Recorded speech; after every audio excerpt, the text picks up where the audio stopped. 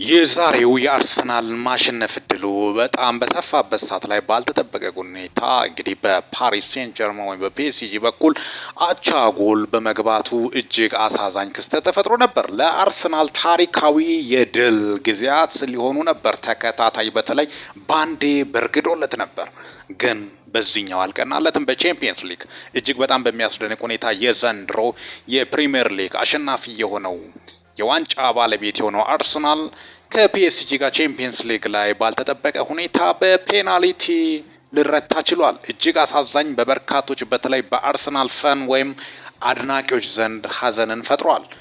ያው ምንም ማድረግ አይቻልም። በቀጣዩ ማስተካከል እንደሚገባ ጭምርም ነው። በርካቶቹ ደግሞ ቅሬታቸውን እየገለጹ እንደሚገኙ ጭምርም ነው። አጠቃላይ እንግዲህ ያን በማስመልከትም ነው ፒኤስጂ እንግዲህ በፔናልቲ ልዩነት ቻምፒየንስ ሊጉን ሻምፒዮና በመሆን አረጋግጧል ማለትም ነው። ሚኪታ ቦርንፎን ሰብስክራይብ በማድረግ ወቅታዊ ነጫጭር መረጃ ያገኙ። ሰላም ቆዩልኝ።